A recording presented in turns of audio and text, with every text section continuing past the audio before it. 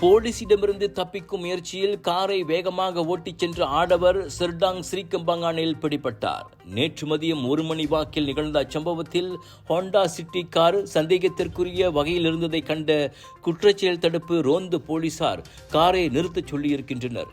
எனினும் 41 வயது ஓட்டுநர் நிற்க மறுத்து எல்டிபி நெடுஞ்சாலை வழியாக பூச்சோங் நோக்கி காரை வேகமாக ஓட்டினார்.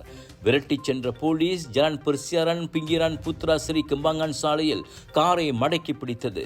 சந்தேக நபரை சோதனையிட்டதில் ஷாபு வகை போதைப்பொருள் அடங்கிய பிளாஸ்டிக் பேக்கெட் கைப்பற்றப்பட்டது. பல்வேறு குற்றங்களுக்காக அந்நபர் ஏற்கனவே 18 குற்றப்பதிவுகளை கொண்டிருப்பதும் கண்டறியப்பட்டதாக செர்டாங் போலீஸ் தலைவர் அன்பழகன் தெரிவித்தார். சந்தேக நபர் பரபரப்பான சாலையில் வாகனங்களுக்கிடையில் புகுந்து வேகமாக காரோட்டிச் செல்வதும் அவரை போலீஸ் நிறுத்த முயல்வதும் முன்னதாக வீடியோ மூலமாக வைரலானது.